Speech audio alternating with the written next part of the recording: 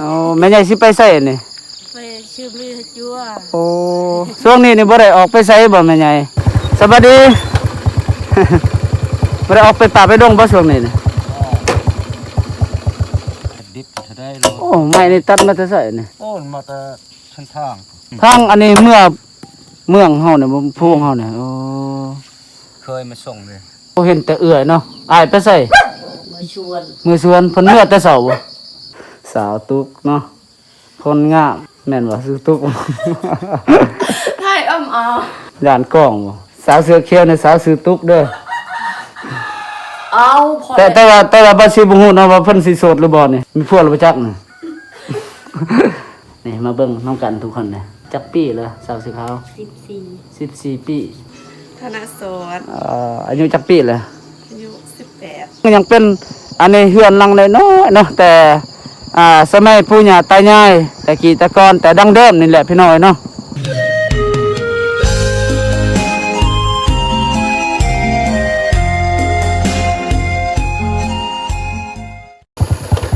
กันเลยจะได้เข้าไปหมู่บ้านละหม่อง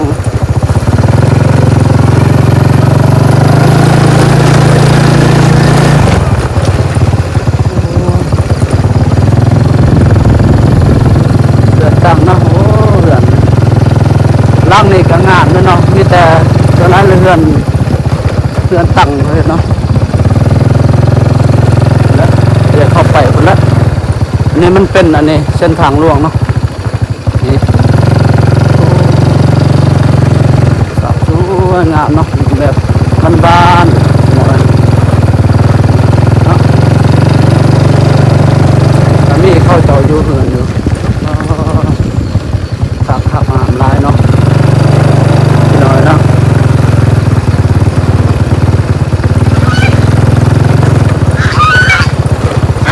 จะต่อเรื่องเป็นเรื่องไก่แล้วเนาะตัวเนาะยังใส่ชีวิตแต่สมัยนะอันนี้ตะกี้ตะก่อนเนาะยังเป็นดังเดิมนี่แหละบางทีก็มาหอดเขตหมู่บ้านละหม่องเนาะมีแต่นี่ธรรมศาสตร์ภูผาป่าดงเนาะภาพสวยงามพี่น้อยนี่โอ้ยเนาะไปเดี๋ยวอันนี้บาซีก็สิได้พาเลาะเนาะอัปเดตเขตนี่เขตหมู่บ้านละหม่องเฮานี่เนาะเอากลับสบายดีพี่น้องเนาะตอนนี้ก็บาซีมาหอดหมู่บ้านละหม่องแล้วเดี๋ยวเฮาไปรับชมเนาะไปติดตามไปเบิ่งน้ำกันเนาะเดี๋ยวบาซีกาสิได้อัปเดตให้พี่ให้น้องได้รับได้ชมนี่พี่น้องเนาะกาสิได้เลาะอันนี้อัปเดตให้พี่ให้น้องได้รับชมเนาะสิได้เลาะไปอัปเดตทั่วนี่เนาะว่ามันหมู่บ้านละหม่องเฮานี่ส่วนหลายนี่มีแต่อันนี้เขตชนบทเนาะเผาเบ้าเฮานี่แหละไปกันเลยพี่น้องเนาะ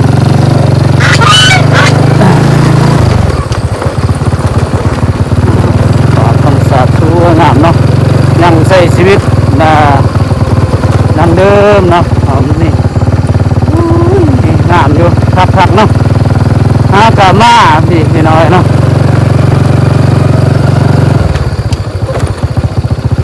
โอ้สูบยาปอกเว้ยสูบน้ำหน่อยเนาะ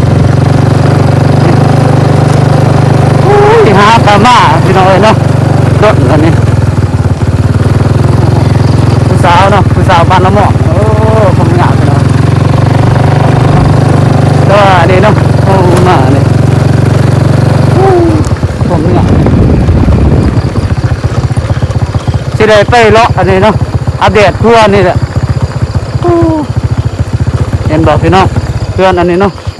ต้องเป็นอันนี้เพื่อนลังเลยเนาะเนาะเห็นเนาะมันเป็นแบบภูเขาเลยเนาะโอ้ยคักพี่น้อยนี่แม่ใหญ่นี่เพิ่นมาเพิ่นไปใส่เลยเนาะเดี๋ยวบาซิกาสิได้ถามเนาะพุ่นมันโอ้มีทงหน้าเซยเนาะเท่านี้เนาะมันก็มีทงหน้าได้นี่โธ่สวัสดีแม่ใหญ่มาสวัสดีโอ้แม่ใหญ่สิไปใส่นี่ไปชื่อลือจัวโอ้ช่วงนี้นี่บ่ได้ออกไปใส่บ่แม่ใหญ่หมู่บ้านเฮานี่ ช่วงนี้ฮัน แม่น กำลังว่าออกไปปลาแล้ว โอ้บ่ได้อันนี้แน่อันนี้เนาะคนอันนี้ครับเฮาอยู่นี่นี่ก็เฮ็ดให้เฮ็ดสวนหรือว่าเฮ็ดหน้าวะ เห็นหน้าเด้เห็นชวนเด้ โอ้มีหน้าเธอเนาะเท่นี่นี่โดยไปป่านี่สิไปใส่ไปป่านี่ ไปพุ่นหันเด้อผู้ฮลานบ้านเกิดเมืองนอนเด้ โอ้ตะกี้ตะก้อนเนาะเทวผู้ข้างล่างเนาะบ้านเกิดเฮาเนาะ โดยอยู่หันแหละ อยู่ผู้ข้างล่างแม่นบ่ ข้างล่างหันเด้อบ้านยายๆ จะได้อันนี้จังมาหญ้าพี่นี่ด้นแล้วบ่มาหญ้าอยู่ โดน พี่ แล้วเด้อ ด้นเลย โดนได้หลายปีแล้วเด้อผมใหญ่แต่ก่อน โด หั ย น โดย ลงอยู่พูนลงถึงเพียนอีกอัน โอ้ นี้ขึ้นอีก แบบเฮาหญ้าเลยเนาะแต่ละปีเนาะ ใหญ่เลยใหญ่แล้วลงอีกขึ้นอีกนะ ส่วนแล้วนี่อันนี้เนาะคนเฮาก็แถวเขตเมืองภูวงเฮานี่ก็มีเด้อเนาะคนมาหญ้า โด อยู่อันนี้เนาะ อันเด้อบอนตอนนี้นี่ อยู่เมืองภูวงเฮานี่ ใหญ่บอนอยู่พวงเด้อ โอ้ ทั้งละเกียงเด้อทั้งอยู่ คนมาเกี่ยงก็มีเนาะหลายๆบ้านเนาะ กะ เฉ ลา พาะ บ้านนั่นแหละ บ้านอันนี้เมืองภูวงเฮาเนาะโดยขอบใจแม่เด้อ โดย ไปซื้อมี พี่น้องเอ้ยเนาะนี่เห็นบ่พี่น้องยังเป็นอันนี้เฮือนหลังน้อยๆเนาะแต่สมัยปู่ย่าตายายแต่กี้แต่ก่อนแต่ดั้งเดิมนี่แหละพี่น้องเอ้ยเนาะนี่บ่โอ้ยคมคักเนาะนี่ คือแม่ใหญ่เราอะเนาะส่วนหลายนี่เขาจะไปป่าไปดงนี่แหละเนาะออกไปหากินนี่แหละใช้ชีวิตแบบตะกี้ตะก่อนแหละหาอยู่หากินไปเดี๋ยวบาสิกาสิได้ไปอัดเดด สิได้เลาะทั่วนี่เนาะหมู่บ้านนี่โอ้คักอยู่นี่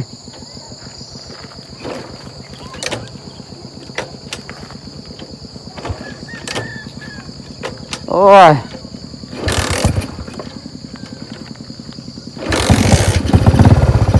ขี่รถห่างๆนี่แหละเนาะบ่มีรถขี่นี่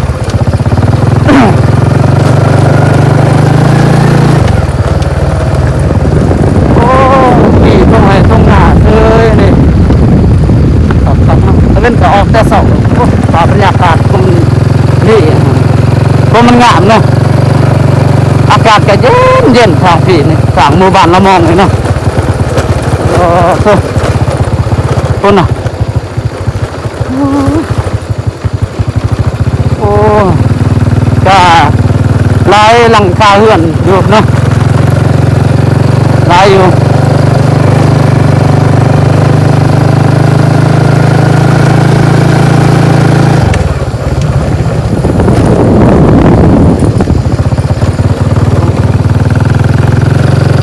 มาแต่เช้ายังอันนี้เนาะยังพอมีคนอยู่เฮือนเนาะเช้าพี่น้องเอ้ยตรงนี้งามเนาะและเดี๋ยวว่าสิกาสิได้เลาะอัปเดตนี่สิได้ไปทางนี้เนาะห่วยโอ้อันนี้น่าจะเป็นห้องการเนาะห้องการบ่หรือว่าห้องหมอบ่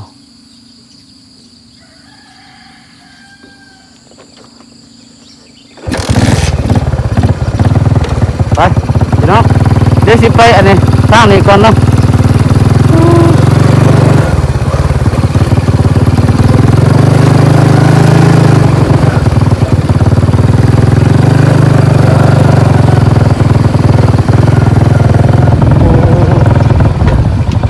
น่าจะเป็นห้องการนี่นี่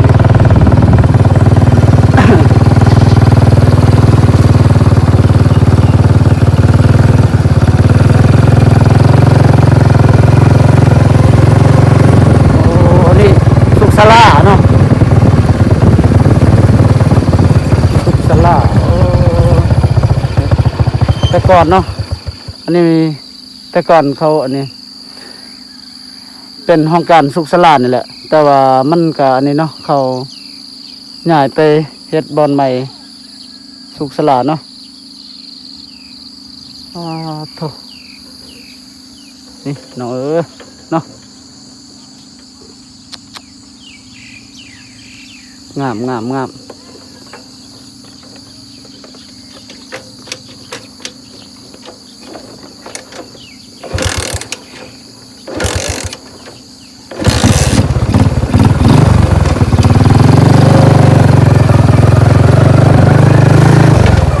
สิได้พอคนนี่บ่เนาะสิได้ทำนี่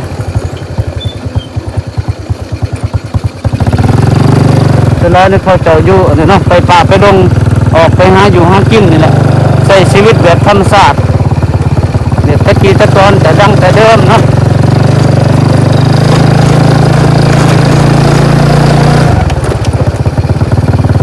แต่ก่อนเขาอันนี้เนาะนักมานี่ง่ายมาอยู่นี่เนาะอยู่อันนี้น้ำมองแต่ก่อนเขาง่ายแต่ผู้มันไก่แต่พุ่นเนาะ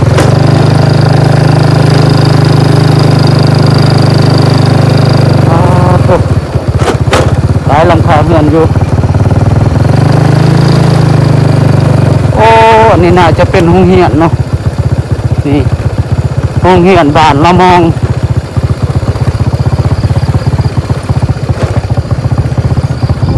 เพื่อนหลังนี้งามเนาะโอ้หาอันนี้เขากระสังใหม่ๆเพราะมันงามนี่คือนี่โรงเรียนพี่น้องโรงเรียนประถมสมบูรณ์บ้านละมองนี่แหละนี่ไปเดี๋ยวเราสิไปอัปเดตเนาะเทพูเทฝะโอ้ยเดี๋ยวอันนี้บาซิกะจะได้ไปหาอ้ายก่อนผู้ว่าเพิ่นสิอยู่เพื่อนหรือบ่อน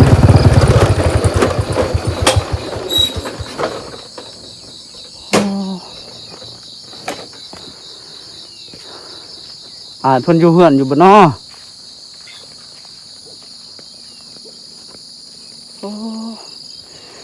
แต่บาซีมะเนาะนี่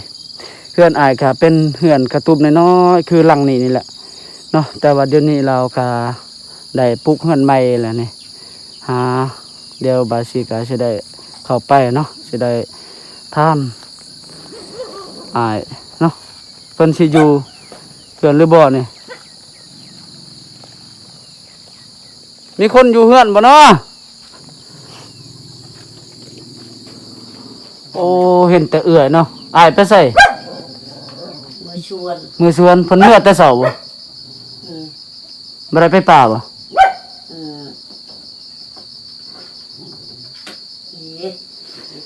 โอ้อายเพิ่นบ่ได้อยู่เนาะเพิ่นเมื่อสวนเพิ่นเมื่อจังอยู่สวนโอ้ยามกลับนู้นนี่รถแล้วบ่เพิ่นไปครับโอ้บาซีก็มาบ่ทันเนาะก็สิได้มาอันนี้แหละมาอัปเดตมามาหาพี่หาน้องเท่านี้แหละมาเล่นไปเนาะอยู่ใส่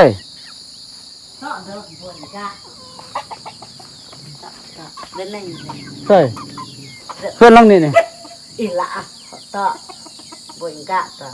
เพิ่นว่าท่านซักเขาบ่มื้อนี้ โอ้ ว่าหลายคนสิได้แล้ว เพิ่นว่าซักมื้อนี้เริ่มมื้อนี้นี่ เริ่มอึ้มนะ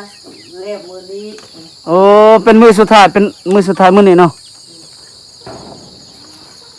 อึ้มร่างดึกแบบมื้อละให้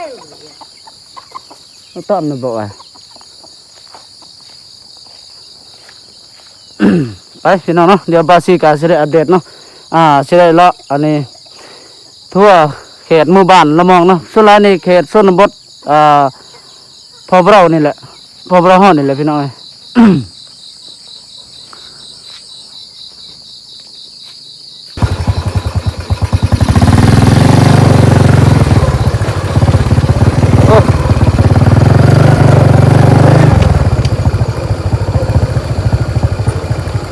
โอ้ยไปคือบ่อนี่งานนี่เนาะมันลายนี่ส่วนลายนี่เท่านี้นี่อันนี้เพื่อนกระตูบลังเลยเนาะนี่เนาะเนาะโอ้เห็นคนใหญ่เนาะนี่อย่างเนา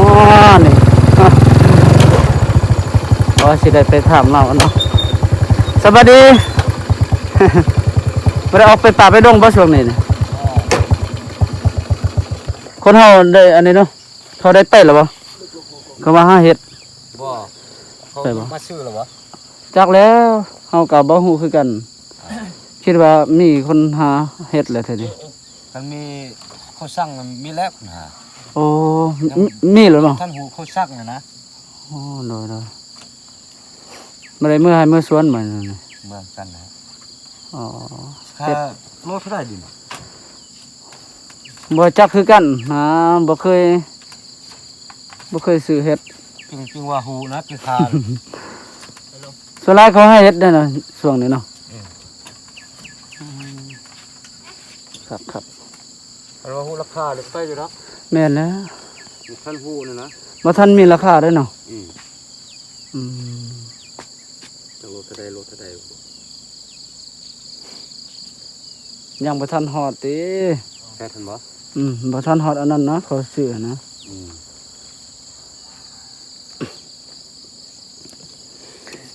เพราะว่าการหูราคาเนี่ยเราไปแล้วบางคนทันไปแล้ว วันนี้เคยเห็นหลายคนไป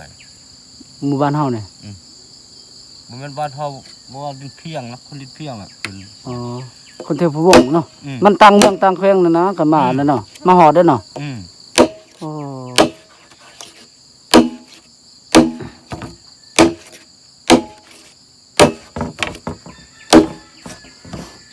ผู้พี่นี่เขาทำจะฆ่าก่อนเลยจึงไป โอ้แม่นแล้วแต่ว่าปีนี้นี่เขาไปก่อนนั่นเนาะ ท่านอยุคนไป เพราะว่าอันนั้นผู้ไปแล้วหันเขาฮู้ราคาแล้วบ่จักเนาะเขาจังไปเนาะ เอาลงเลย ราคายังบ่ทันเห็นมีซั่นบ่ทันฮู้เนาะ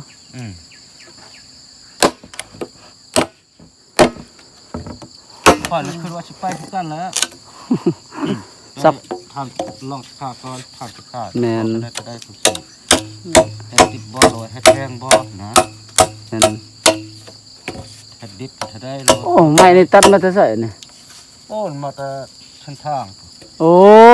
ทางอันนี้เมืองเฮาเนี่ยบ่พวงเฮาเนี่ยโอ้ เคยมาส่งเลย โอ้เพิ่นมาส่ง เรียกเคยรถ คมมันงามเนาะไปเด้อขอบใจสักข้อหรือบ่เนี่ย แรกแล้ว สักแล้ว แล้วเลย สุดท้ายอันนี้คนห่อทางนี้ก็เฮ็ดให้เด้อเนาะ แม่ เฮ็ดให้ ไทยมัด เพราะว่ามันเป็นอันนี้ดินมันบ่เพียงเนาะมันเป็นแบบ ผู้ไปเด้อขอบใจเด้อ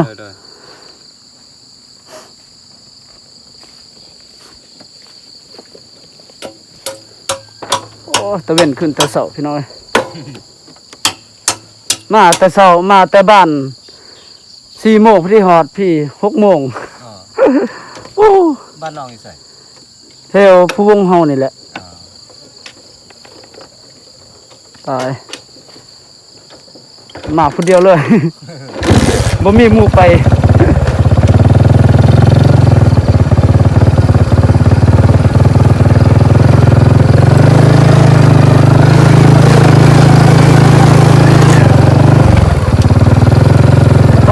ภาพธรรมศาสตร์สวยงามเนาะบรรยากาศตอนเช้าเมฆหมอกออก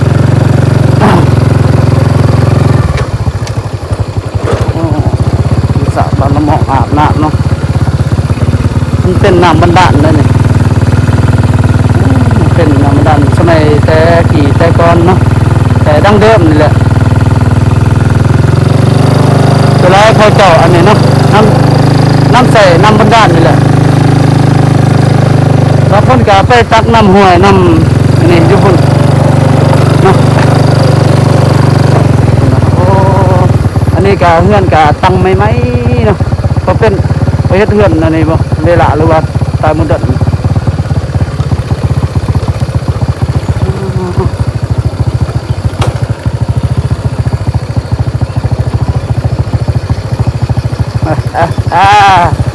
ไปมาแต่ไส้อันนี้นี่ต้องน่าจืดฮะสักข้าวสักน้ำแล้วหรือเปล่ามืดว่าที่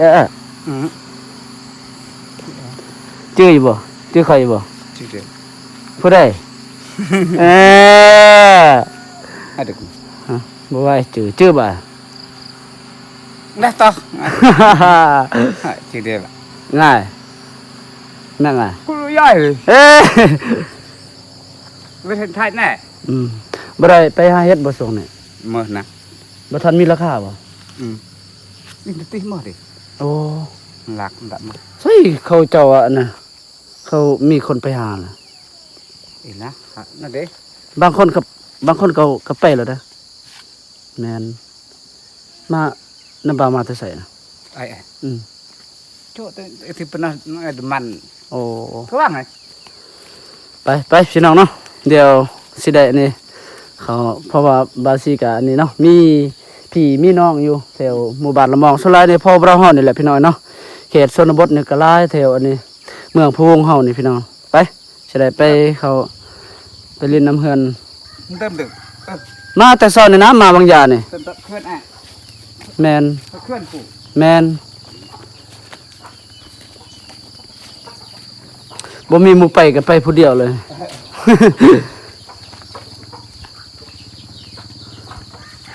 โอ้เผาบรรยากาศคักหลาย เขตหมู่บ้านละหมอง อันนี้ก็น่าอันนี้เนาะเป็นเฮือนนาบ่าวของบาซีเนาะคือนาบ่าววานเนาะแต่ก่อนก็อันนี้เฮือนกระตุ้มน้อยๆแบบนี้นะเนาะพอดีเพิ่นมาอันนี้ได้ปลูกเฮือนใหม่เลยอยู่เฮือนหลังใหม่เนาะนี่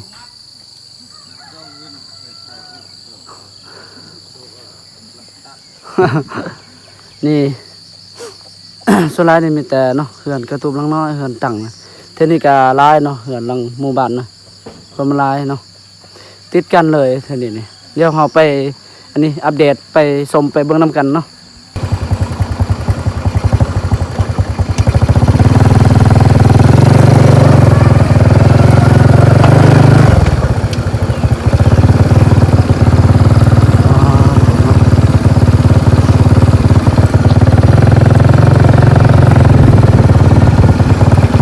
เลยเขตชนบทนี่หลายเขตนี้เนาะโอ้เฮือนมีแต่หลังงามๆพี่น้อยเนาะเมืองบ้านเฮานี่ใกล้ที่สุดจากหมู่บ้านเนาะ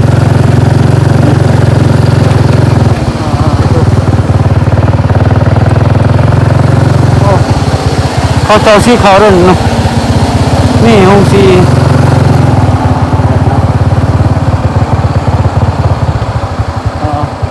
บาซิกามาแต่พุ่นเนาะภาพเบื้องหน้าก็เป็นเส้นทางเมือง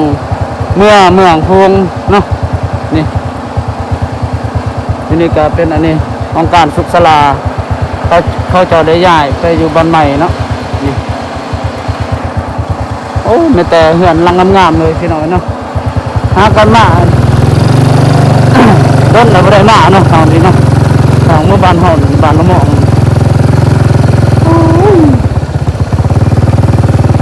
ครับพี่น้อยเนาะก็เห็นผู้สาวเนาะอ๋อบาซิกาเห็นผู้สาวเนาะเดี๋ยวบาซิกาจะได้อัปเดตผู้สาวเนาะสาวหมู่บ้านละมองเนาะสาวละมองนี่แหละไปเฮ้ยของแท้บ่รถเฮานี่อ๋อสาวบ้านละมองเนาะสาบานละมองเนาะอันนี้คนซื้อตุ๊กเด้อผู้ใส่เสื้อสีเขียวเนี่ย มาพี่ตีสิอายก่อสั่ง โอ้ยอันยอง ยังโสดบ่สาวตุ๊กบ่บ่โสด เป็นยังบ่โสด อันนี้เด้สาวเสื้อขาวนี่เด้ซื้อจะได้นะฮะโอ้ยเห็นหน้าเลยพี่น้องนี่งามเลยเนาะโอ้ยสิอายกอกบ่ จริงเลยถูกยองถ่ายอันดี สาวตุ๊กเนาะคนงามแม่นบ่ซื้อตุ๊ก ถ่ายย่านกล้องบ่น้องกันบ่น่ะ ไม่อยากเป็นคุณดา ฮะ น่าแหละอยู่ อ๋อนางงามแล้วนี่พี่ พี่น้อง อย่า สาว สุดท้าย สาวเสือเขียวเนี่ยสาวสือตุ๊กเด้อ เอาพอ แต่ว่าบ่สิบ่ฮู้เนาะว่าเพิ่นสิโสดหรือบ่นี่มีผัวหรือบ่จักนี่ โอ้ยดู อยู่ดีอันนี้คนอายเนาะสาวเสื้อขาวนี่ถามชื่อก็บ่บอกเนาะหน้าขาวแล้วยังเอากระเป้งถ่ายอีกเนาะ ขออนุญาตเด้ออยากเบิ่งหน้าผู้สาวนี่ชื่อจะได้นี่มาเบิ่งน้องกันทุกคนนี่อ๋อจักปีเลยสาวเสื้อขาวบ่14 ปีสาวสีเขียวเด้ตุ๊กแต่จักปีเหรอบ่ 100 ปี 100 ปี โอ้ยไปใส่อีกโอ้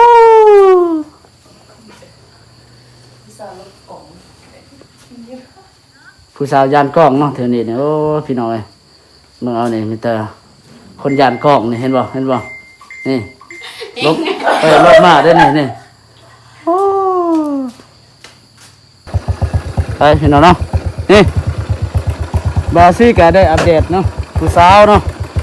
สาวบ้านละมองเนาะเพิ่นอายกล้องนี่ก็เลยก็สิได้กลับเนาะสิได้กลับลาก็สิได้เลาะอันนี้อัปเดตเท่านี้เนาะไปพี่น้องไปครับไปชมไปเบิ่งนำกัน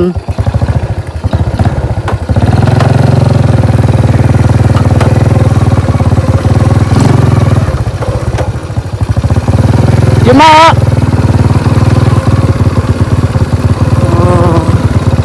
สุดท้ายนี่เขาใจบ่ได้อยู่เฮือนเด้อเนาะออกไปหาอยู่หากินไปป่าไปดงนี่แหละ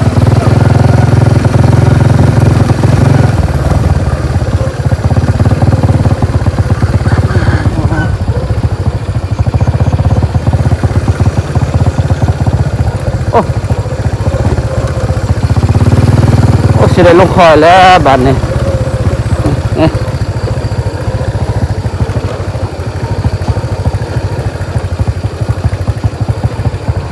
ภาพธรรมศาสตร์สวยงามพี่น้องเนาะบรรยากาศตอนเช้าด้วยนี่อันนี้ก็เป็นทุ่งไห่ทุ่งนาเนาะมีนาเสืออยู่นี่เนาะสุดท้ายนี่เขาเจ้ากะอันนี้ทางให้เฮ็ดให้เนาะเขาปลูกเขานี่แหละมานี่มันเป็นดินพลอยมันเป็นดินอันนี้เนาะผู้นี่แหละขึ้นลงเนาะผู้สาวเนาะเดี๋ยวเราสิไปเข้าไปหาผู้สาวเนาะมาพอผู้สาวบาดละมองนั่นนี่สิได้เขาไปอันนี้เนาะขอสิเฟซบ่เนาะสิได้ไปถามเนาะบ่ฮู้ว่าเราโสดหรือบ่นี่นี่เนาะชื่อจะได้ผู้สาวนี่บ่อ๋อเนาะเดี๋ยวบาซีก็สิได้ถามผู้สาวเนี่ยเนาะเพิ่นชื่อจังใดเนาะผู้สาวเนี่ยซื้อคันสาเด้อค่ะ คันซะธนะเด้ ธนโสด อายุจักปีเลย อายุ18ซื้อสาบ่ ซื้อคันสา ซื้อคันซา แม่น น้องยังเหียนอยู่บ่ ยังเรียนม เหียนม.6 อยู่เมืองพุงเฮานี่บ่ .6 บ่เรียนอยู่สนเผา โอ้อยู่สวนเฝ้า แม่น พอดีเนาะมา7 ปีหน้าจะได้เขา จะได้มันมา7แล้วเด้เรียนจบแล้วเด้ผู้สาวนี่เนาะ นี่พี่น้องเนาะยังโสดอยู่ได้นี่โสดอยู่บ่ อยู่โสด ทั้งโสดทั้งสดอยู่บ่ ผู้สาวบางอย่างเนาะสาวตุ๊กเนี่ยเพิ่นอายกล้องเด้บาซีท้ายเพิ่นอายกล้องเด้หั่นสองไอ้น้องเพิ่นบัดนี้บาซีก็มาพอผู้สาวอยู่ในเพิ่นบ่อายเนาะแต่เฮ็ดสวนบ่อยู่นี่น้อง เฮ็ดสวน เฮ็ดบ่ เฮ็ด สักเข้าแล้วล่ะติ แม่ แล้วล่ะ เดี๋ยวแล้วเนาะ แม่น ตะเลี้ยงไอไปหาเด้อ โสดอยู่บ่ โซเด้ บ่หยอกบ่หยอกเด้อ ไปบ่เป็นหยัง อ่าไอขออนุญาตขอซื้อเฟซได้บ่ ได้ ได้เนาะใช่ซื้อเฟซเด้อนี่พี่น้องเนาะซื้อขันสาแม่นบ่น้องสาวขันสาเนาะเพิ่นยังโสดนี่คนงามเด้สาวบ้านละมองเนาะ อยู่เฮือนนี่ผู้เดียวบ่อยู่เฮือนนี่ บ่อยู่ อยู่สองคนกับน้อง กับน้องสาว แม่น จักปีแล้วน้องสาวหั่น น้องสาวก็17 ปี 17ปัดเอื้อย 18 18เนาะลื่นกันคนละปีเนาะ แม่น เอ่อน้องน้องเจ้ายังเหียนอยู่บ่ บ่เราออกแล้ว ออกแล้วเนาะเหียนจบแล้วเนาะ โอ้ยใส่สิเฟซมาให้อายเบิ่งนะแนวใดสิเฟซนี่มาเดี๋ยวอายสิถ่ายเนาะเพราะว่าเดี๋ยวขอบใจ โดย ขอบใจเด้อตะเลียงเส้นหาเด้อเดี๋ยวไอ้โทรหาตะเลียง โอเค ไปเล่นเนาะได้บ่ ได้ โอเคขอบใจไปเนาะเอาสิก็สิได้กลับเนาะอัปเดตอะไรถามผู้สาวแล้วเนาะแล้วก็สิได้กลับพี่น้องสิได้อัปเดตให้พี่ให้น้องได้รับได้ชมเนาะนี่เท่านี้ก็มีทุ่งนาทุ่งไห่ทุ่งนาเลยเนาะโอ้ยคักเนาะแต่กี้แต่ก่อนเขาบ่ได้อยู่พี่เด้เนาะแต่สมัยปู่ย่าตายายเขาส่วนแรกเขาแต่ละปีเขาย้ายมาพี่เนาะย้ายหมู่บ้านเลยอันนี้ก็ได้อยู่ปกติเลยตี้อยู่นี่เนาะ จะอยู่ปกติแล้ว ปกติแล้วเนาะผู้สาวงามเด้สาวบ้านละหมอกนี่หลายเนาะขอบใจเด้อน้องเดี๋ยวไอ้กลับก่อน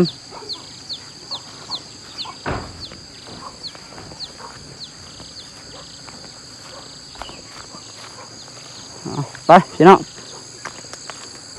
สิได้เลาะอันนี้สิได้กลับเนาะสิได้อัปเดตตามเส้นทางล่วงนี่แหละสิได้กลับมาแต่เมืองภูวงเฮามาบ้านละมองนี่ก็ใกล้เนาะประมาณ20ป้าย30ลักนี่แหละพี่น้องเนาะจังมาฮอดพี่ไล่มาแต่อัตตปื้มเฮานี่ก็ประมาณ40ลักพี่น้องกว่าสิฮอดนี่เนาะ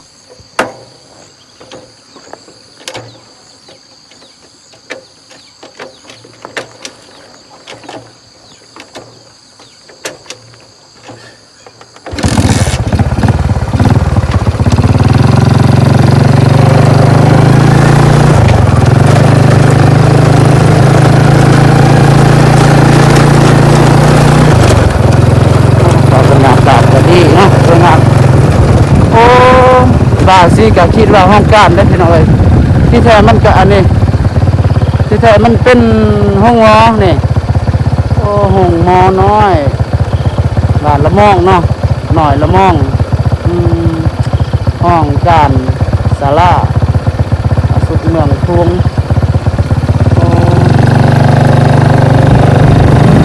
บาสิก็คิดว่านี่นะคิดว่าศาลาเนาะศาลามันเป็นอันนี้ห้องการอันนี้ห้องหมอเนาะและจะได้กับอัปเดตทางเก่าทางอันนี้เข้ามาห้องเสาโอ้บ้านหน่อยนี่ก็ลิ้นกินต้มนะเด้อลูกหลับไปนี่ลิ้นกินต้มนี่มันไม่ใหญ่เนาะบาซีก็จะได้กับเด้อเนาะ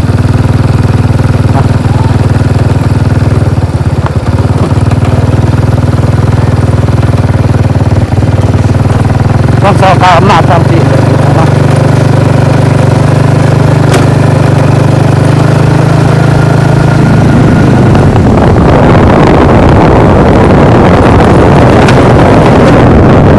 อันนี้นะเขามาอันนี้เด็กนี่ในขนาดตรงไหนตรงหน้าป่วยเขาเจาะเนาะ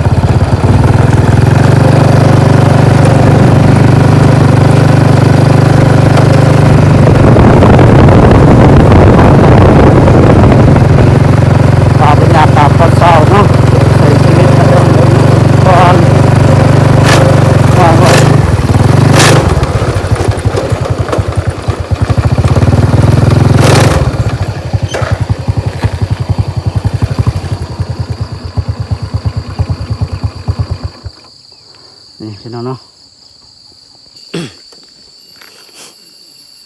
เอาพี่น้องเนาะกะบาซิกาได้อัปเดตให้พี่ให้น้องได้ครับได้ชมทางภาพบรรยากาศธรรมศาสตร์อยู่อันนี้เนาะภาพบรรยากาศอยู่เขตบ้านละมองเนาะเป็นอันนี้เขต เผาเรานี่แหละพี่น้องเนาะเขตชนบทเขตอันนี้อยู่บ้านละมองเมืองพวงแขวงอัตตปือเนาะเอาพี่น้องเนาะกะบาซิกาได้อัปเดตให้พี่ให้น้องได้ครับได้ชมสำเร็จไปก่อนเนาะเจอกันคลิปต่อไปพี่น้องเนาะขอบคุณหลายๆเด้อครับพี่น้องที่เข้ามารับชมและมาติดตามมาเป็นกำลังใจให้บาซีเนาะบ๊ายบายพี่น้องเจอกันคลิปต่อไปพี่น้อง